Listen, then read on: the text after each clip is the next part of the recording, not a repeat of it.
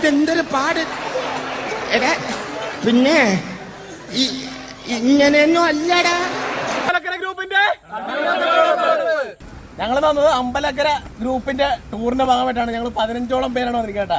ഈ വർഷം അമ്പലക്കര കൃഷി എന്ന് പറഞ്ഞ് ഇടപെട്ട് തുടങ്ങിയ സമയത്ത് ചില പോരായ്മകൾ ഉണ്ടായിരുന്നു. പക്ഷെ അവരെയൊക്കെ കൂട്ടിയൊഴിപ്പിക്കാനായിട്ട് സെക്രട്ടറിയും പ്രസിഡന്റും എടുത്തൊരു തീരുമാനമാണ് ഇത്തവണ കിട്ടുന്ന പൈസക്ക് ഫുള്ള് ടൂറ് പോവാം എന്നുള്ളത്. അപ്പൊ അങ്ങനത്തെ ഒരു ടോക്ക് വന്നതോടുകൂടി തന്നെ എല്ലാവരും ഗംഭീരമായി തുടക്കം മുതൽ ഇടപെട്ടു എന്നുള്ളതാണ്. അപ്പൊ എന്നുള്ള വെച്ചാൽ നമുക്ക് ഒട്ടുമിക്ക വർക്കുകളും നമ്മൾ തന്നെ ചെയ്തതിന്റെ അടിസ്ഥാനത്തിൽ 50,000 രൂപയ്ക്ക് മുകളിലാണ് നമുക്ക് തണ്ണിമത്തൻ കൃഷിയുടെ ലാഭം ഉണ്ടാകാനായിട്ട് പറ്റിയത്. 3 മാസത്തെ എഫർട്ടാണ്.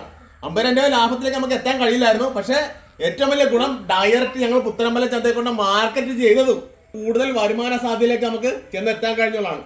ചെറുപയർ കൃഷിയും മത്തൻ കൃഷിയും പയർ കൃഷിയും ഒക്കെ ചേർത്ത് അടിപൊളി കൃഷിയാണ് അമ്പലക്കര നടത്തിയത്. ടൂറിന്റെ ചെലവ് 2 ദിവസത്തെ ചെലവ്. മാമലക്കണ്ടം അടിമാലി ഓഫ് റോഡ് ഉൾപ്പെടെ അടിച്ചുപൊളി 2 ദിവസം ട്രിപ്പായിരുന്നു. 60,000 രൂപ ചെലവായിരുന്നു. പക്ഷേ കൃഷിയിൽ നിന്ന് കിട്ടിയതാകട്ടെ 50,000. എല്ലാവരും വ്യത്യസ്ത മേഖലയിൽ വർക്ക് ചെയ്യുന്ന ആളായതുകൊണ്ട് തന്നെ ഞങ്ങൾ ടൂർ പോകാനുള്ള ഡേറ്റിന് ഇച്ചിരി കൺഫ്യൂഷൻ നേരിടേണ്ടി വന്നു. അപ്പോൾ സെക്കൻഡ് സാറ്റർഡേയും ഞായറാഴ്ചയും കൂട്ടിയുള്ള ഒരു ദിവസമാണ് ടൂറിനായിട്ട് ഫിക്സ് ചെയ്തത്. ശനിയാഴ്ച അതിരാവിലെ 6 മണിക്ക് ഞങ്ങൾ ടൂറ് പുറപ്പെടുന്നു.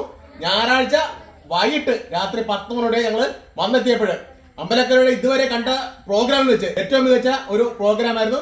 വിളവെടുപ്പ് സമയത്ത് കൃഷി വകുപ്പ് മന്ത്രി നേരിട്ടെത്തിയതും ഏറ്റവും അടിപൊളിയായിട്ട് മാറി എന്നുള്ളതാണ്. ആ സമയത്ത് കൃഷിക്ക് വേണ്ടി ഏറ്റവും കൂടുതൽ എഫേർട്ട് എടുത്ത 3 പേരെ ആദരിക്കുകയും ചെയ്തു. അമ്പലക്കര വർഷത്തിലെ ഒരു സീസണിൽ മാത്രമേ കൃഷി ചെയ്യത്തുള്ളൂ. അതുകൊണ്ട് തന്നെ പരമ്പരാഗത രീതിയിലുള്ള കൃഷിക്കാണ് മുൻതൂക്കം കൊടുത്തത്. അപ്പോൾ ട്രാക്ടർ ഫുള്ള് അടിച്ചതിന് ശേഷം വട്ടക്കണ്ണി എടുത്ത് അത് ഞങ്ങൾ തന്നെയാണ് എടുത്തത്. അപ്പോൾ അതിനുശേഷം വിത്ത് കുത്തിയാണ് കൃഷി ആരംഭിച്ചത്. ഷുഗർ ക്യൂൻ എന്നുള്ള തണ്ണിമത്തൻ വിത്താണ് അതിനായിട്ട് ഞങ്ങൾ തിരഞ്ഞെടുത്തത്. നനയാണെങ്കിൽ തന്നെ വാട്സാപ്പ് ഗ്രൂപ്പ് വഴി ആര് എന്ന് വരുമെന്നൊക്കെ കൃത്യമായിട്ട് ഗ്രൂപ്പിലൂടെ അപ്ഡേറ്റ് ചെയ്തിട്ട് മാറി വന്ന് കൃത്യമായിട്ട് ഒരു പരിഭവവും പിണക്കവും ഇല്ലാതെ നനച്ച് വളർത്തിയെടുത്ത തണ്ണിമത്തനാണ് ഇന്ന് വിളവെടുപ്പിനായിട്ട് പാകമായി.